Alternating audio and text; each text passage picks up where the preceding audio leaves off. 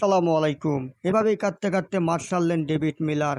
কারণ তার আউটই তো ম্যাচ থেকে ছিটকে যায় দক্ষিণ আফ্রিকা। আবারও সেই হতাশা, আবারও সেই দুঃখ, আবারও পুরো দক্ষিণ আফ্রিকা ক্রিকেট টিম যেন কান্নায় ভেঙে পড়লেন। কারণ এবার সেমিফাইনাল নয়, ফাইনালের থেকে তারা বিদায় নিলেন এবং শিরোপার এত কাছে গিয়েও শেষ পর্যন্ত শিরোপা উঁচিয়ে ধরতে পারল না চোখাসখ্যাত দক্ষিণ আফ্রিকা। আইসিসি টি-20 বিশ্বকাপ 2024-এর মেগা ফাইনালে মাত্র 7 রানে হেরেছে ভারতের কাছে এবং ভারত দ্বিতীয়বারের মতো এই মেগা ইভেন্টের শিরোপা ঘরে তুলল। দক্ষিণ আফ্রিকা একেবারে শিরোপার কাছে ছিল।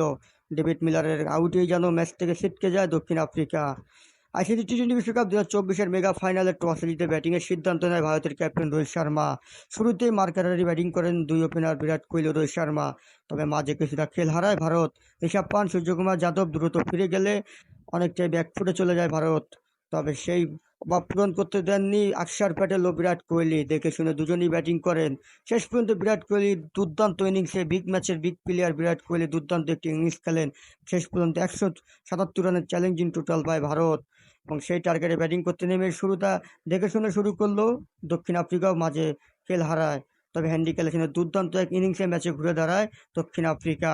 তবে তার আউটেই যেন ম্যাচ থেকে অনেকটাই ছিটকে যায়। তবে শেষ পর্যন্ত আশার প্রদীপ হয়ে জ্বলেছিলেন কিলার খ্যাত ডেভিড মিলার। তবে তিনি যখন আউট হন, ম্যাচ থেকে অনেকটাই ছিটকে গেল দক্ষিণ আফ্রিকা। শেষ পর্যন্ত শিরোপার এত কাছে গিয়েও যেন শিরোপা ছুঁয়ে দেখতে পারলেন না দক্ষিণ আফ্রিকা। ভারত মাত্র 7 রানে ম্যাচটি জিতে দ্বিতীয়বারের মতো টি-20 বিশ্বকাপের শিরোপা ঘরে তুলল এবং 17 বছরের আক্ষেপ ঘুচালো এবং 11 বছর পর আইসিসি ইভেন্টের শিরোপা জিতল ভারত।